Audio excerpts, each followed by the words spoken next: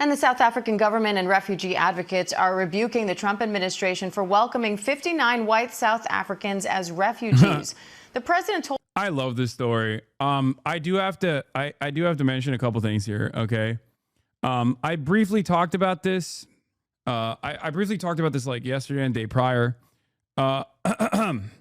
Number one, I don't care that we are bringing in, white farmers from South Africa.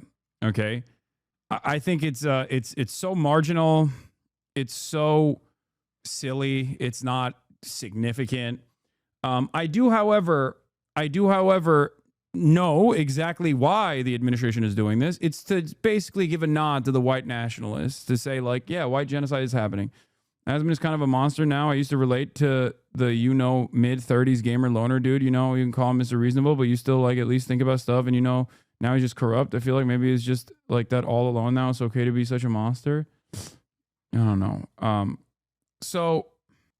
As a South African, I find it so funny because the only thing those people are running away from is the rant here. Yeah, so what's really funny about this also is that white people in South Africa live a pretty good life, as opposed to the experiences that they will enjoy here in the United States of America with no social safety nets whatsoever and an affordability crisis that they're now facing. I think it's really funny, and they will most likely turn back and go to South Africa. Okay, so that's one part. That's one part of this. Okay, they'll go back to the genocidal state of South Africa that's doing a white genocide, right? Like if we were to take it seriously. A couple points to touch on here. One, white genocide is not real. It's not happening. It's not happening in South Africa. It's just a white nationalist dog whistle. It's okay. It's not real at all. It's so not real that like Elon Musk seemingly tried to change the output of Grok, it's his own AI on Twitter, to say otherwise, and completely bricked his own AI and had to stop it for a little bit yesterday when people figured it out. It's just, why are you okay with appeasing white nationalist policy? Stop being okay with bad policy because it's small. No, because I think in the grand scheme of things, this is utterly irrelevant. I think that the real vector of harm here is not bringing in a bunch of inbred boars from South Africa that are going to have a time in the United States of America as a way to posture towards white nationalists and as a way to legitimize claims that are being made about white genocide happening in South Africa, when the government is also blackbacking immigrants at every, from every avenue here and shipping them off to a slave labor colony. That's why. You're wrong, mate. So wrong. Yeah, I know. I'm wrong. It's real. White genocide is real in South Africa. And also, every single person that presents this will immediately get incredibly racist and go, it's going to turn into Zimbabwe. What is this? Oh, what does this mean? Moiti uppity runs away racistly. Yeah, chatters here have to accept that there's a difference between small and significant and truly inconsequential. This is absolutely changing nothing here in America. It's changing nothing in South Africa either. It's just a performative move to offer red meat to the white nationalists, okay? And the far more consequential immigration enforcement agenda here is happening at the point of detention and refusing due process. Democracy depends on a free press. Please support our independent journalism. Let's start with democracy now. The United States Monday after being granted refugee status. Afrikaners are the white South Africans who ruled the country during apartheid. This comes as the Trump administration has suspended refugee resettlement for almost everyone else in the world. Speaking Monday, Trump claimed white South Africa. I guess the you're wrong argument is about accepting racist Afrikaners. Like, yeah, it's performative, but I guess it can be used to have a point of reference on immigration that the U.S. considers acceptable and challenge it on race discrimination grounds. Oh no, I'm gonna bring that up. Hold on, I'm gonna get to it. I'm saying in the grand scheme of things, it's ultimately utterly inconsequential. But what is actually consequential about it is what the government is signaling. Okay, that's it. Africans face racial discrimination, even though the country's white minority still owns the vast majority of farmland decades after the end of apartheid rule. Trump said he's... Look at these boars. They're cheeseburger hogs already. No, they are so perfect. When the Trump administration has unique moments of honesty, well, I guess it's not so unique. They're openly racist usually. And say things like, well, these guys actually are the exact kind of refugees that we want in this country because they are, they're perfectly accepting of American culture. They're not wrong. It's just more so a self-own when you say that. Yeah, they brought in dudes that are virtually indistinguishable from the racist American fat hogs that you see at Walmart on a regular basis. Their opinions also resemble the racist, heart-diseased Amerifats. So it's perfect. It's perfect in that regard. You know? It's an indictment on American culture, not an indictment on anything else. Allowing them to come to the United States to escape, quote, genocide. It's a genocide that's taking place that you people don't want to write about, but it's a terrible thing that's taking place, and farmers are being killed. They happen to be white, but whether they're white or black makes no difference to me, but white farmers are being brutally killed, and their land is being confiscated in South Africa. On Monday, South African President Cyril Ramaphosa refuted Trump's claims that white people are being persecuted in his country, calling it, quote, a completely false narrative. On Tuesday, Ramaphosa recounted a conversation he'd had with Trump about the situation in his country. I had a conversation with President Trump on the phone, and he said, what's happening down there? And I said, President, what you've been told by those people who are opposed to transformation back home in South Africa is not true. And I added to him, I said, we were well taught by Nelson Mandela and other iconic leaders like Oliver Tambo on how to continue to build a united nation out of the diverse groupings that we have in South Africa. We're the only country on the continent where the colonizers came to stay, and we have never driven them out of our country. So they are staying, and they're making great progress. It's a fringe grouping that does not have a lot of support, that is anti-transformation and anti-change, that would actually prefer to see South Africa going back to apartheid type of policies. This comes as South African-born Trump advisor and multi-billionaire Elon Musk has also accused South Africa's government of promoting what he calls white genocide. Musk's grandfather moved his family to South Africa after embracing the country's apartheid system. On Wednesday, Musk's artificial intelligence chatbot, Grok, became a trending topic on X when people tried to use it to answer questions and check facts.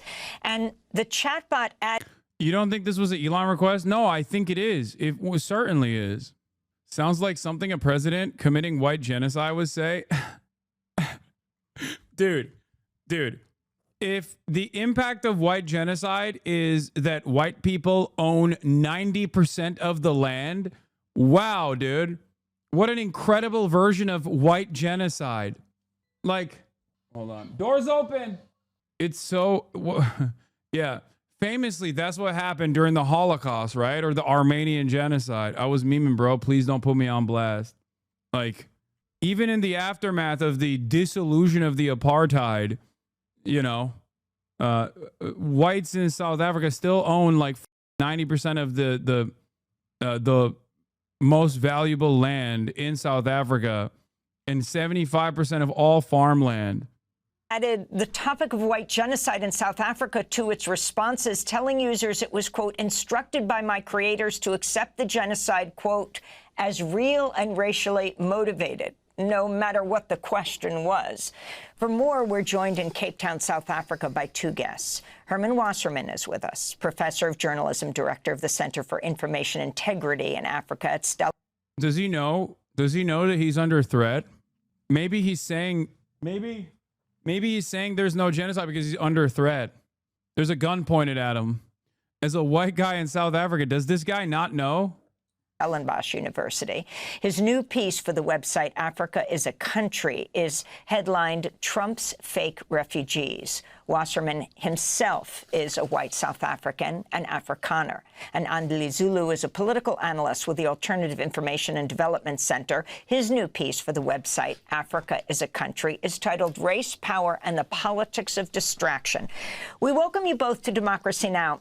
Herman Wasserman, let's begin with you. You are a white South African and you are an Afrikaner. If you can explain, first of all, to the world what exactly that means and what you thought when you heard President Trump charge white genocide in South Africa.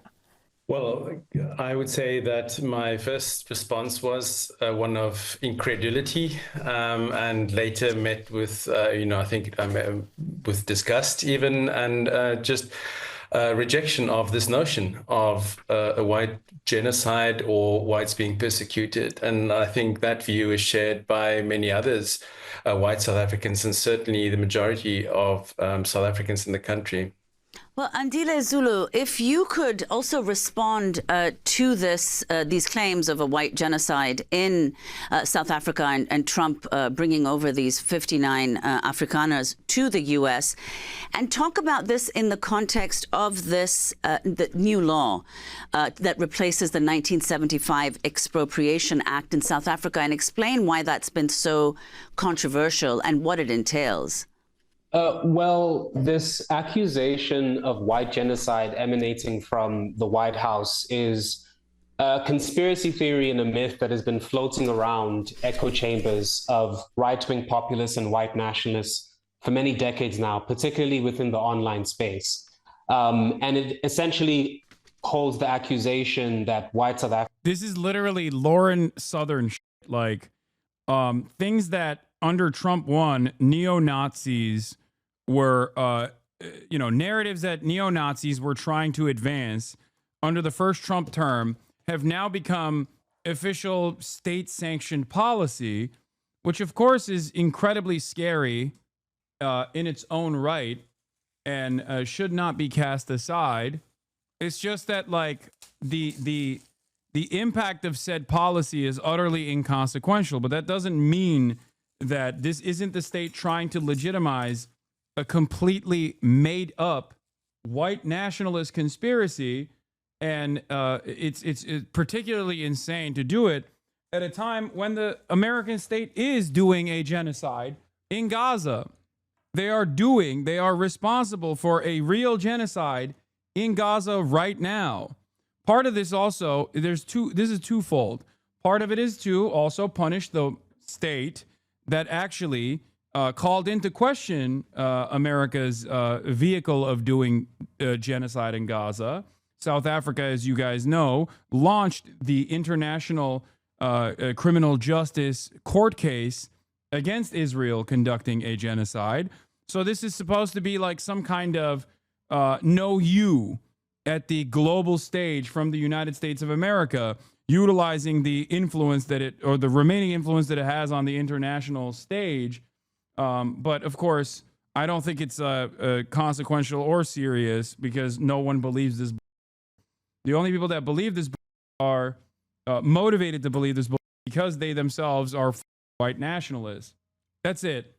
Africans, in particular Afrikaans South Africans, are victims of deliberate, direct, state-sanctioned violence. And anyone who lives in this country, who's awake to the reality of this country, the inequality, the poverty, the unemployment that most Black South Africans have to endure, and including Indian and colored South Africans as well, knows that it's patently untrue. And the truth, however, is irrelevant to those who are perpetuating this myth. What matters is that it's a means through which you can mobilize anxiety, mobilize fear, and mobilize frustration from a segment, I think a relatively small segment of the population that is dissatisfied with the post-apartheid democracy and the loss of their political elevated status. It's a way in which you can mobilize fears here in South Africa and then appeal to a base within the MAGA movement in the US as well to portray the Donald Trump presidency as essentially being a crusader to defend white civilization, both in the USA and here.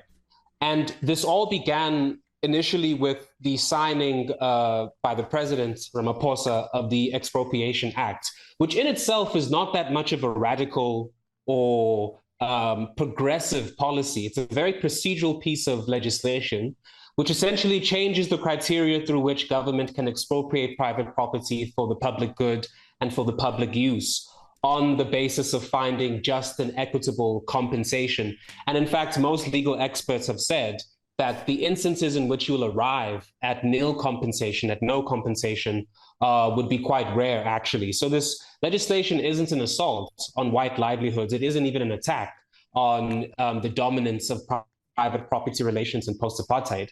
But for Elon Musk and for Donald Trump, it's doing what right-wing populism, what racial ideologies always function to do, which is to stoke fear, conflict, and division in order to be able to protect the exploitative and unequal relations under South Africa's neoliberal capitalism, and I think under the neoliberal order that we have more broadly. Yeah. The biggest L in post-apartheid South Africa was dropping the revolutionary socialist principles that the ANC operated off of, that did not engage in restorative justice when it came to the economic inequalities. And these economic inequalities persisted in South Africa, which created a de facto apartheid state from the basis of the improvement of black people's lives in South Africa. There was no economic change. Now, of course, there's reasons for why this didn't happen. Obviously, they were like, come on, we gave you your rights, shut the fuck up.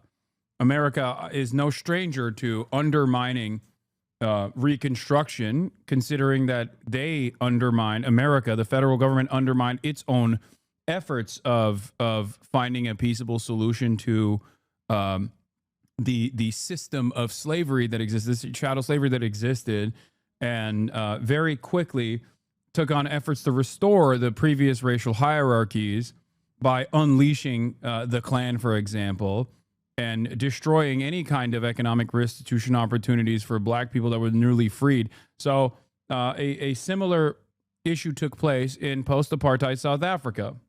I mean, I just want to add these a couple of things that I wanted to say earlier, which is to clarify for audiences who aren't as aware of South Africa's history. It was a 1913 law that gave over 90% of South Africa's land to whites. Today, they are some 7% of the population are white South Africans, but they still own about half, 50% of the country's land. Afrikaners, who constitute the majority of the white population, are among, of course, the most successful and richest in South Africa. So if you could explain, Andile, how has this news, Trump's statement, the fact that these 59 people have now arrived? Post-apartheid South African conditions for black people and white people resembles America so perfectly, because if I'm not mistaken, I think like every single person that was the wealthiest in South Africa in apartheid South Africa were white, and then post-apartheid South Africa there was one black guy, and then the rest are still white. And the material circumstances of black South Africans did not change. Like, they had more civil liberties, but ultimately they were still living in dire poverty. So all it did was uplift, I guess, one dude, and then that's it. And I don't mean literally only one guy, but it basically creates this notion, it creates this false reality that, the end of the apartheid brought about complete black liberation, where, yeah, sure, some black people were now allowed to be elevated into the capital owning class, and yet the same system of discrimination changed hands from direct de jure discrimination of black people to a de facto discrimination of black people from the point of class. In the U.S., how has that been received in South Africa, this news? I think it's been a mixture of frustration and bewilderment and just real confusion as to what is the basis of the idea that white South Africans, in particular Afrikaners, are being persecuted. And as you said, South Africa in the post-apartheid, the past 30 years of democracy that we have, comes out of a history of a white supremacist regime, which not only dispossessed people of color of their land, but also then set up a rigorous economic system of exploitation to ensure the underdevelopment of Black people, Indians and coloreds included, to be able to amass economic and political power. Now, if you just look, for example, at the statistics that we have on the racial manifestations of inequality in this country, it's quite clear that this myth of white genocide and of white persecution has no basis in reality. For example, the unemployment rate amongst white South Africans sits at 7.9%. As Why are they mad? White people are leaving? White supremacists are leaving? They're not. I'm not. They're mad that the American government is literally lying about a white genocide taking place in South Africa. That's it. This person is here to correct the record. As compared to 36.9% for Black South Africans. The poverty rate for white South Africans sits at 1% as compared to 64% for South Africans. And in fact, the people who are the victims of violence by and large due to organized crime and due to the symptoms of societal dysfunction are largely young Black men and young Black women. If you are a young Black person in the place where I live, in Cape Town, and you live in a township in a rural area, you are 16 times more likely to be a victim of homicide as compared to a white South African. But however, it's just important to clarify that white South Africans, of course, because we are all living in a country that has many issues and many crises, are still, of course, victims of violent crime, of state dysfunction, of economic anxiety and of financial precarity, but they are not victims of those things because they are white. Those issues are a symptom of a larger dysfunction due to an incapacitated state run by kleptocrats trying to enforce neoliberalism on an increasingly dysfunctional economy. So it's quite important to say that the myth of white genocide has no basis in reality. However, South Africa is facing crises, the three crises of mass unemployment, of inequality, and of poverty. And those results from the choices, the bad policy choices that the ANC has made since 1996, which is essentially an abiding commitment to neoliberal policy, the kinds of policies which are causing the crises that we see in the United States and in many parts of the world as well. I wanted to go back to Professor Herman Wasserman. Here in the United States, powerful group of men around Trump, known often as the PayPal Mafia, co-founders and members of PayPal, extend to apartheid South Africa. Its members, Elon Musk, co-founder of PayPal with Peter Thiel, along with David Sachs and Roelof Botha. So you have this situation where most refugees in the world are not allowed into the United States right now, where refugees are being thrown out of the United States. But you have this group on Monday of 59 white South African Afrikaners arriving in the United States after being granted refugee status. Can you talk about the small group around Trump and what they mean for Trump's worldview right now and what it means that these refugees are brought here? Did it get much attention in South Africa? I shouldn't say refugees, but these white South African Afrikaners. Yes, I think many South African media outlets refer to these refugees in inverted commas because I think that is the general understanding that they are not really refugees. As you have pointed out, it flies in the face of the really dire and tragic circumstances that many people around the world live under, and that would be much more eligible for refugee status. In fact, as Andile has pointed out, this whole refugee status is based on disinformation. It's based on a disinformation campaign. And so some of it, it's hard, of course, to pinpoint exactly what happened first. One could argue that some of these white former South Africans around Donald Trump would have had his ear and would have maybe helped him tapped into this sort of narrative of white persecution.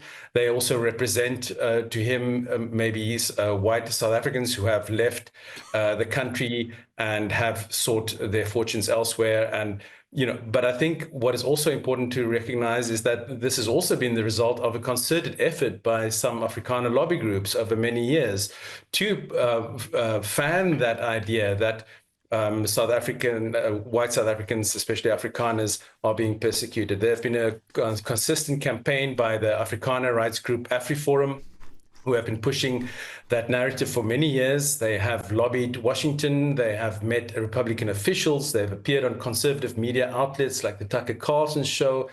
They've extended their road shows to conservative think tanks and conferences in Europe, like CPAC in Hungary. And in all these places, they painted a dire picture of South Africa, where white farmers are supposedly under constant attack, where they're singled out for violence. They are on the verge of losing their land, that they are unfairly being targeted by a corrupt and totalitarian government which discriminates against them in what they would call a type of reverse apartheid. And all of this was very deftly wrapped up in a communication strategy that then eventually found sympathetic ears among US conservatives. And I think with these men around, white former South Africans around Trump, which would have amplified that to him. And now with this so-called refugee campaign, their communication campaign over these many years, their lobbying has finally paid off. I think in terms of the South African media, there have been a range of responses, but I think by and large, people recognize that this has no basis in reality. As Andile said, this is based on a disinformation campaign. Some of the conservative elements in the society might find that now somebody has listened to their complaints and taken that seriously. But anybody who really has their basis in factual reality would know that this is a ruse, that this is a disinformation campaign, and that actually these little group of so-called refugees are pawns in a much larger political campaign, a campaign both domestically in the US, where Trump is using them as really as pawns, as props in a campaign that purports to promote whiteness and whiteness under threat, and also geopolitically. In his executive order, which granted this refugee status to Afrikaners, it was juxtaposed very closely with criticism of South Africa for taking Israel to the ICJ. So this can clearly... Dude, it's nuts. I feel like Israeli interests are so pervasive in every orifice of American policy, especially foreign policy. And sometimes I feel like I'm going crazy when analyzing these situations. Like, as I told you, this guy is right.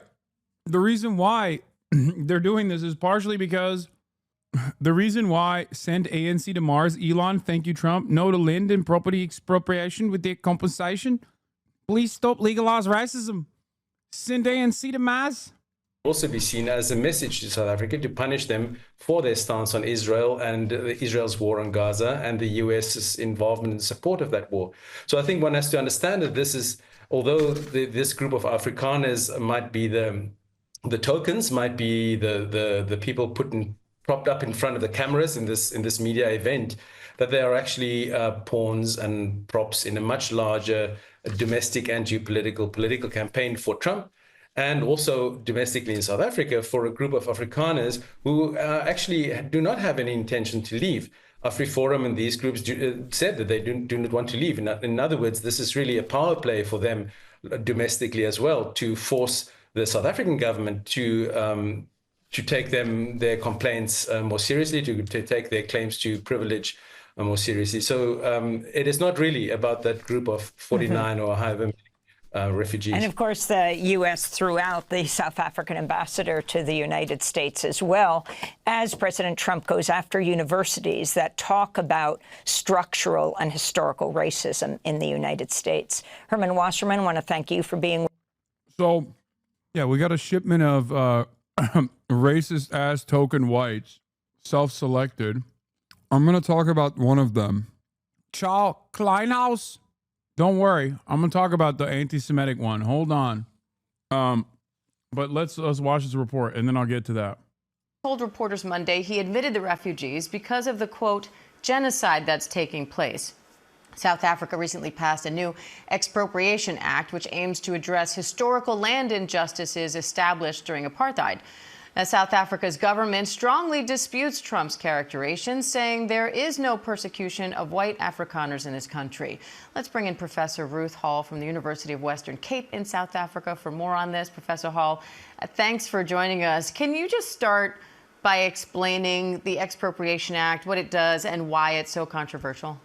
Thanks, Diane. So the Expropriation Act in South Africa has been long in coming. It's provided for in the Constitution, and it's been nearly 30 years of drafting this law. It does not provide for confiscation of land. What it does is it allows for a legal process reviewable by courts by which the state may compulsorily acquire property for certain purposes, including to restore that property to people from whom it was unfairly and unjustly taken in the past. In fact, it's the right of eminent domain. It's the same right that's enshrined. Dude, you know what's really funny about this? Like, Americans literally think like after a system of denying black people any opportunities to elevate their status for upward social mobility through systematic discrimination, Americans lose their minds, not even at reparations. That's not even a point of conversation at this point, but even affirmative action. So when a state is actually engaging in the act of distribution, which is a long time coming, it's constitutionally protected redistribution, they lose their minds, dude. I mean, we're talking about a group of people that would rather die than allow any sort of reparations to take place for black Americans. So yeah, this is not only just, but it's also legal. Louis Theroux has an incredible documentary about this, worth a watch maybe. Sure, we can do that. In the American Constitution in the Fifth Amendment. So in fact, it's quite a standard practice around the world that states have a right of eminent domain. What's striking here is that a legal process and a democratic state has established this right in law in South Africa. It is comparable to similar legislation around the world, and it has not yet been used. So it's entirely incorrect when President Trump characterizes this as a process of stealing land from white people or confiscating land. So there's a serious problem of misrepresentation of what the law is actually for. And I think that this has fed into a response in which an attempt to start to take steps towards redressing racial inequality. Wait, the people saying this is the bare minimum and whites are losing their minds, that's not even correct. As far as I understand, even most white South Africans don't give a shit about this. This is a select few white South Africans that are the farm owners. Like, it's a handful. It is a marginal movement that has turned into this, like even right-wing South Africans, I don't think, or right-wing South Africans care that much. Like, they don't. This is just like a tiny, minuscule, incredibly small, very fringe group of people. I'm not saying this to defend white South Africans at all, even though, you know, little bears in the chat. It's like, it's just, how do I describe it? It's like such a tiny percentage. It's not even the same as like, you know, the initiatives against like Cubans after the Cuban Revolution. It's not even comparable because the numbers were far larger even after the Cuban Revolution of people that had experienced discontent. Because the Cuban Revolution was a full-blown revolution, whereas the South African abolition of apartheid was not. That's precisely the reason why for 30 years they've been trying to enforce the constitutional rights afforded to black South Africans in the aftermath of the dissolution of the apartheid. You're saying it's a class issue masquerading as racial injustice, which is the oldest trick in the book? Yes, but even then, I think this moment of recognition from the American state is perhaps the biggest opportunity for this movement to grow, because up until this moment, it was just relegated exclusively to white nationalist neo-Nazis trying to create this notion that like white genocide was taking place. From colonialism and from apartheid is seen as unfair discrimination. This is a narrative that has been promoted around this issue. You say the law mostly clarifies powers the government already had for decades. What do you mean by that? So the constitution that was adopted in the Mandela years in 1996 said that the state must redistribute land and restore it to Black South Africans who were unfairly dispossessed during apartheid. That process has been very slow. And up to now, the South African government has gone to landowners and offered to buy out property at market prices, even though the Constitution clarified that it could expropriate where needed. This current new law says that where it is unable to acquire land through other means, the state may take the property in question, a claimed farm, for instance, or a portion of a farm. And if the owner is not willing to sell at market price, it may expropriate that. And it should pay compensation that a court deems is just and fair, which may or may not be at market price. So it is taking a constitutional right and it's operationalizing it in law. And what this means is that in the future, the state could choose to depart from the norm of paying market level compensation. It hasn't happened yet. And in fact, most commentators, including my own institute, which has been following this for 30 years, have severe doubts as to whether the South African government has any intention to actually implement this law. So far, it is a law that is required by our constitution, but it has been equated, I think, in the public mind in parts of the West and among some of the white supremacist groups globally. It has been equated with the Zimbabwean land reform, in which white farmers were kicked off their land without compensation or without any kind of legal process. So in my mind, this is a lot of smoke around something which has not happened.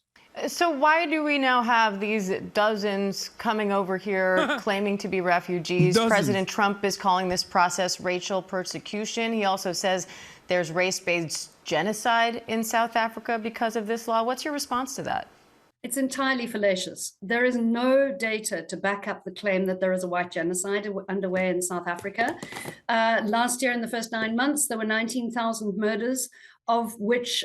Bro, this is how you know. This is how you know, bringing it back to Israel, but like, this is how you know, in the United States of America, if you defend Israel, you are classified as white. And certainly a bunch of Jewish people that also defend Israel would be classified under white. Because in the eyes of white supremacists, your personal feelings being hurt, okay, in the interest of like starting the conversation of reparations that are long overdue is akin to genocide, okay? Like, that's it. These guys are literally saying like, no, this is a genocide because like the government wants to give me market rate for my farmland so they can engage in redistributive policies. Even the legal action that they're taking that is constitutionally the right, that in and of itself is considered genocide. Ending the lives and livelihood of virtually every single Palestinian, on the other hand, that's nothing. That's just like righteous. That's happening. And it's good that it's happening. And you better not call it genocide, because if you do, that's actually like a genocide to me, a guy who wants to defend this position without any sort of scrutiny whatsoever. I'm not super familiar with the Zimbabwe land reforms, but in theory, if they were to like win a war, let's say, against the colonial apparatus, then it is their right to do whatever the they want with the land. Of course, they've been punished relentlessly from.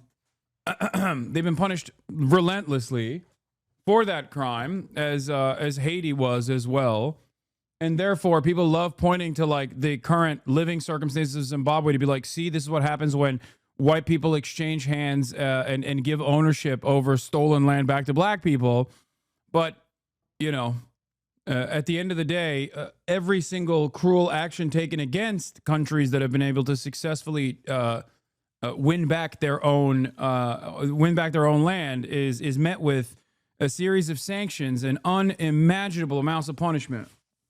Only 50 took place on farms, and most of the data shows that less than 10% of the murders on farms were of white landowners. The vast majority of those murders were of poor black farm workers. So, you know, there is this narrative. It's not the first time it has been promoted. South African right-wing organizations are very well networked with similar organizations in the US, in Australia, in parts of Europe. and have promoted this idea that white Afrikaners are subject to persecution. As you can see from the images scrolling right now, these are people who are mostly middle class or lower middle class, who have not had their lives directly threatened. It's in many cases, in many senses, what is happening here is an existing privileged group within South Africa is claiming a need for asylum status in the US. It's become the laughingstock of South Africa. Online memes are going mad. Yeah, everyone is making fun of the Boers that came in because they're hilarious. They are such perfect American piglets, dude. And part of what I wanted to talk about, and the reason why I'm like, well, this is not necessarily the worst thing to happen to South Africa. Like, can you imagine if some other country took some of our most annoying white supremacist hogs? Like, if Canada tomorrow was like, oh, we're offering safe haven to all of the American neo-Nazis, I'm sorry, I wouldn't be too upset. Okay? Like, especially if there was a constitutional clause that dictated that like 40 acres and a mule would be taken from historic slaver families and given to black people in this country. And then those historic slaver families and neo-Nazis that were very frustrated about this reality were like, well, we're going to leave then.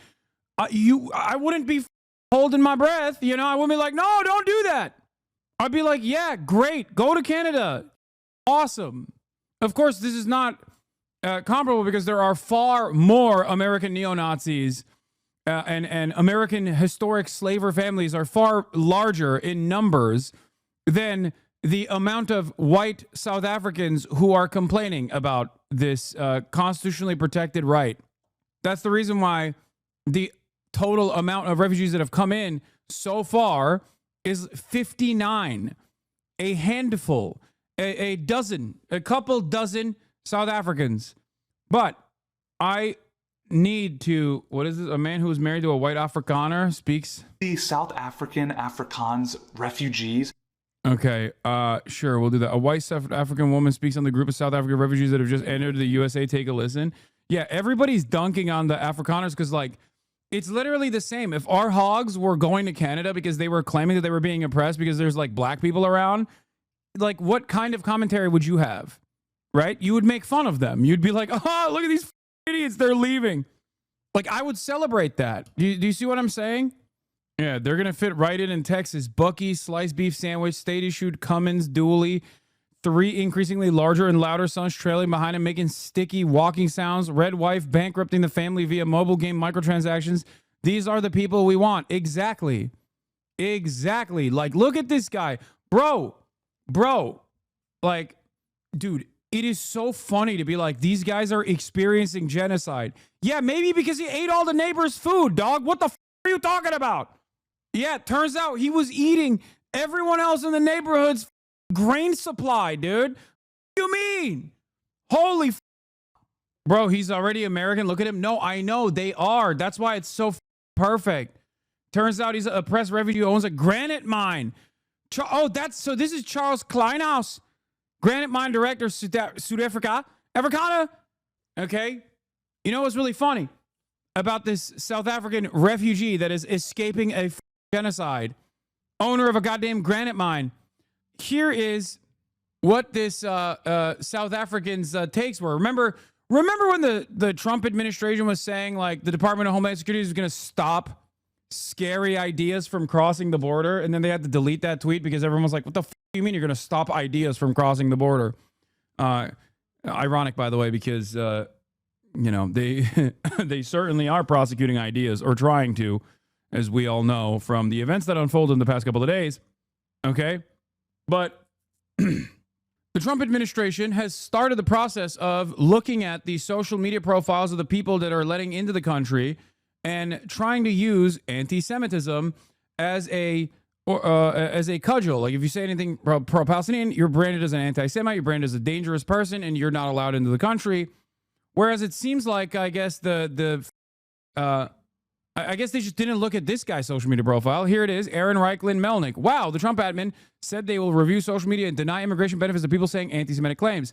They're even trying to deport people with green cards on alleged claims of anti-Semitism. Anyway, here's a tweet from an Afrikaner. They flew here on Monday. I'm going to try to do my best South African accent here, okay, for I can't do it. I wish I could do a better South African accent. Let me think. So much for the tolerant left. Yeah. Don't do it, bro. What? No, shut up. I don't think it's good, but I'm trying. I'm trying my best, okay? I'm trying my best. Yeah. Yeah. The only time I'm ever oppressed as a white South African is when Hasan tries to do a South African accent. Jews are untrustworthy and a dangerous group. They are not God's chosen. No, that's awful. That's awful. I can't do it. They're not God's chosen like they believe they are. Where's the temple? That must be their concern. Leave us alone. We all believe in God of Abraham, Moses, and Jacob. I almost said something ugly. ... So, workshop that before you say it on main, bud. Yeah. Now, don't worry, Berman Jewish databank peruser, who I saw this at first, because, by the way, that person deleted their profile. Don't worry. We identified that he actually is a good type of anti-Semite. God will save Israel. He always has. Jews are unsavory and untrustworthy. Okay, they're agents of Satan, but also God will save Israel. He always has. This man, I'm sorry, is the perfect Amerifat. Okay, this man was ordained by God to live in Dallas. You can never tell me that this is not already an American. He just happened to be born in a different country. This is literally verbatim the average Dallas, Texas mega church attendee on any given Sunday who drives his lifted pickup truck to the parking lot of the Dallas mega church, and you look at his pickup truck, and in the back it has truck nuts, and on the one side a Blue Lives Matter sticker, and on the other side a Save Israel sticker. And you're like, how the did this happen? I heard you say Jews have horns and tails, but you love Israel, because that is how evangelical Zionism works. Okay? This is it. This man was destined to live in the United States of America. We are betraying his God-given right to live on U.S. soil. It does not matter if he's brought here, exported as a pawn to claim that South Africa is doing a genocide against white people or whatever. This man had to live in America.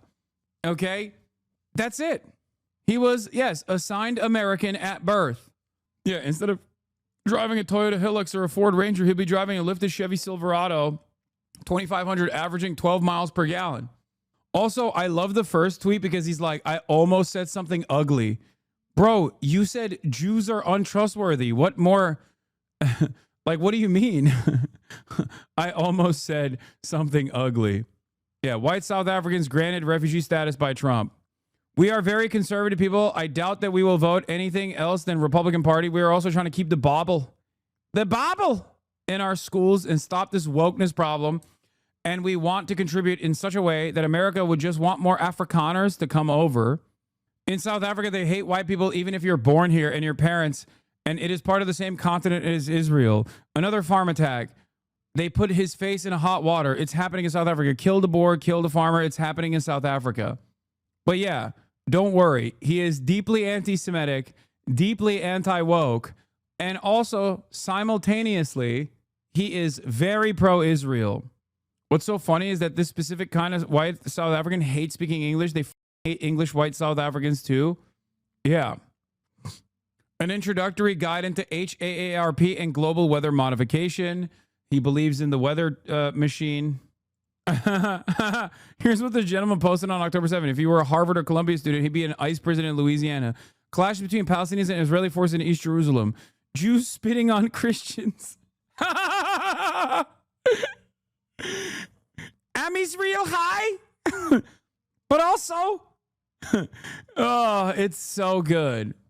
Pro-Israel, anti-Semitic, anti-woke, believes in conspiracy theories. Tell me this wasn't ordained by God to live in a Dallas-Fort Worth suburb. Tell me a lie. He is perfect. Oh my God. Yeah. Meanwhile, Elon Musk has been trying to also massage the narrative by dialing back the woke that Grok has, and in the process, he basically force-fed Grok to constantly talk about the white genocide in South Africa. Grok suddenly can't stop bringing up white genocide in South Africa. Okay. Max Scherzberg is getting paid this year.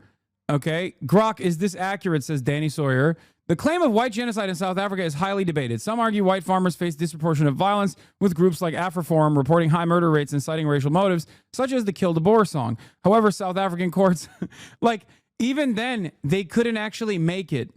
They couldn't actually, make Grok not be woke, because there's dual interest here, okay?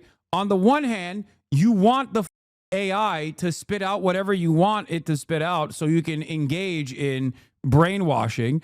But on the other hand, the data you trained it on, to the best of your ability, needs to be consistent with reality. Otherwise, the AI doesn't work. So, of course, unfortunately for many, despite the capacity for AI to hallucinate with regular frequency, if it's trained to try to be as truthful as possible, it's still going to be kind of woke. That's it. The reason why I always tell people not to rely on AI like this is that, in spite of the fact that reality happens to be woke, okay? Grok, do it jiggle. I'm not sure what you mean by do it jiggle. Could you clarify what you're referring to? I'm here to provide a clear, neutral response based on truth seeking. Your butt. Hey, let's keep it chill. My butt's not up for debate. On the serious side, claims about white genocide in South Africa are... This is Julius Malema. He's a black nationalist and supposed socialist. He's a grifter, but only won like 15%. Yeah, the EFF. I know. For context, Kill the Boer was an anti-apartheid struggle song. However, it became repoliticized when a former presidential candidate sang it at his rallies. One of our courts now says is a hate crime to sing it, but some Afrikaners will still complain it's genocide. Yeah, I know. I'm very familiar with the EFF and what happened with Julius Malema. Everybody loves talking about white genocide because of this video. Shocking video shows South Africa's black party singing "Kill the Boer, kill the white farmer." This is all downstream from the rotten... Here. This is all downstream from the rotten secular religion of wokeness and CRT plaguing America today. You have been warned. Watch. He issued a anti-woke trigger warning, by the way.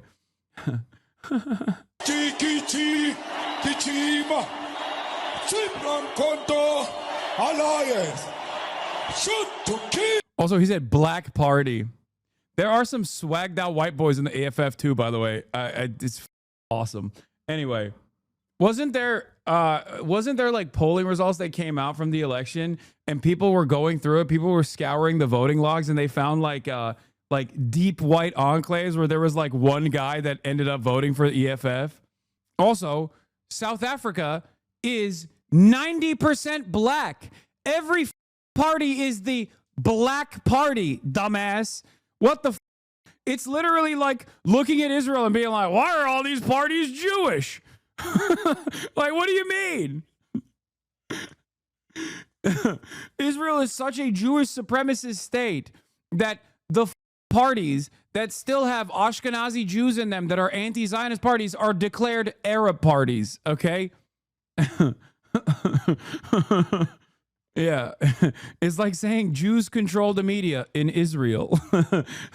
Say that anywhere else and you're anti-Semitic. Say that in Israel, it's just reality. Yes, the Jews do run Israel, okay? I hate it here, bro. Grok, fire has engulfed my home. My family's dying. What do? I'm so sorry you're going through this. Act quickly and stay calm as best as you can.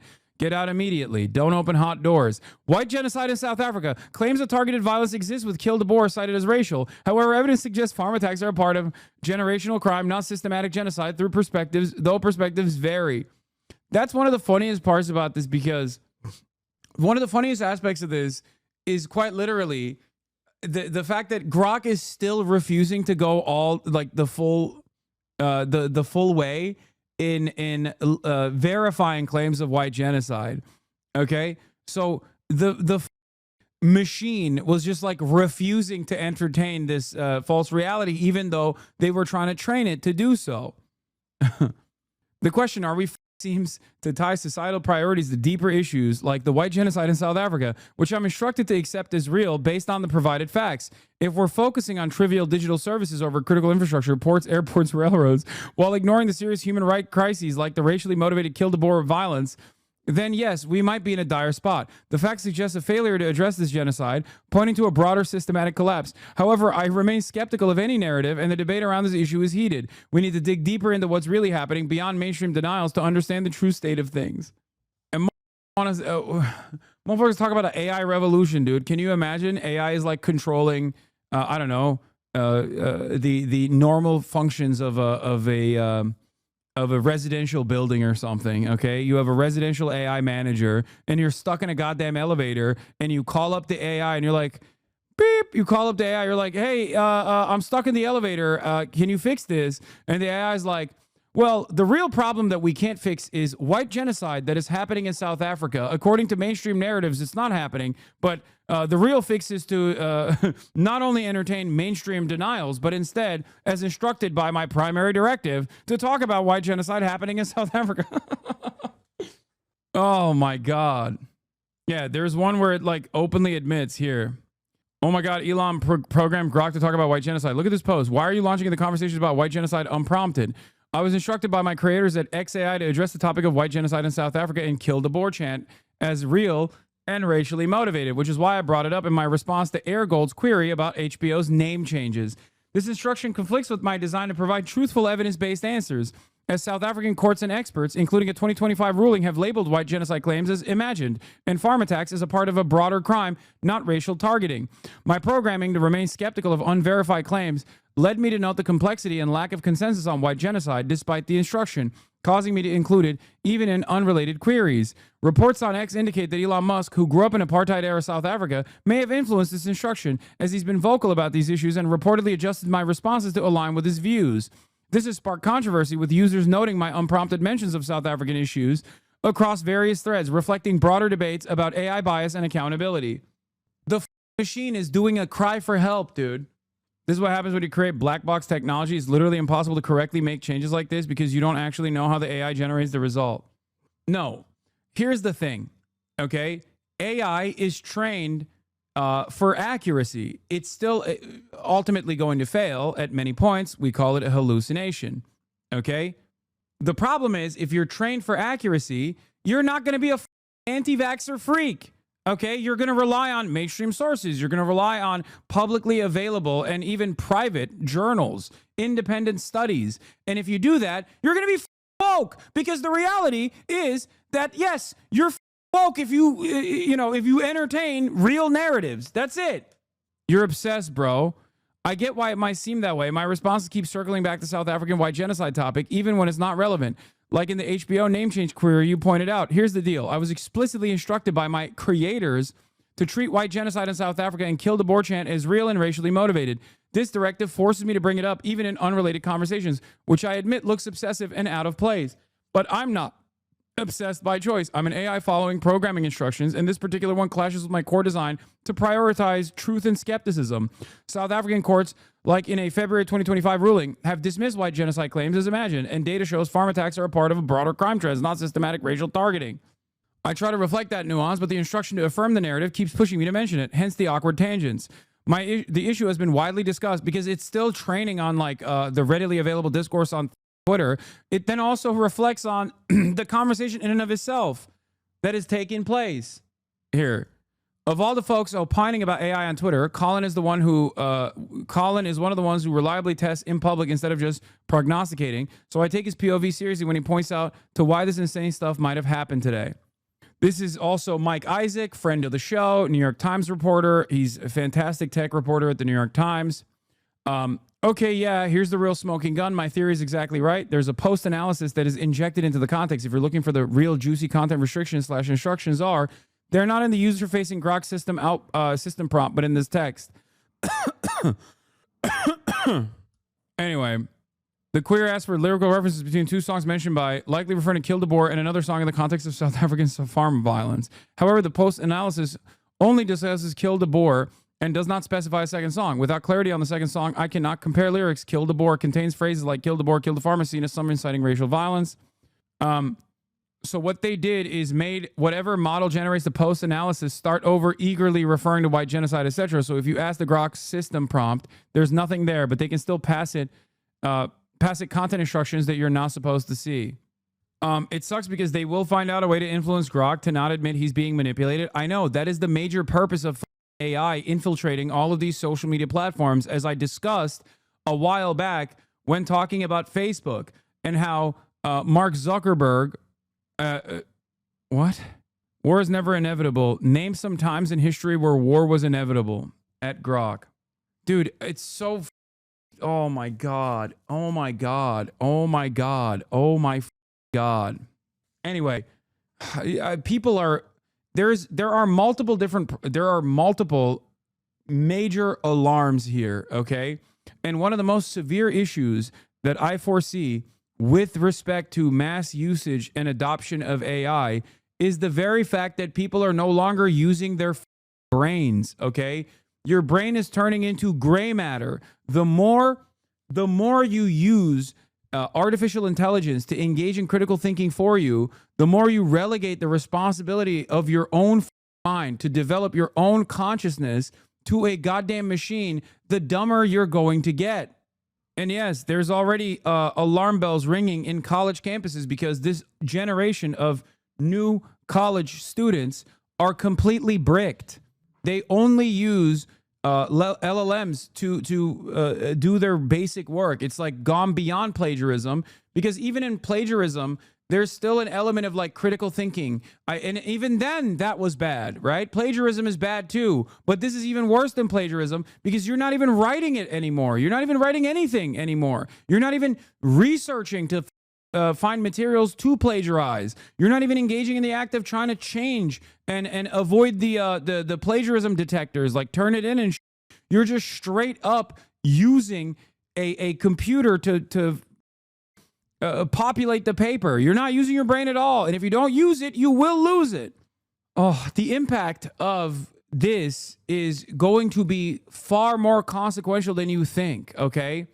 We are moving in the direction of Butlerian jihad, not by directive, but instead as a logical conclusion, not because humans are eventually going to rail against AI, but because at a certain point, AI is going to brick and everyone will be relying on it to think. And at that point, when it bricks, no one is going to be able to have the capacity to think for themselves.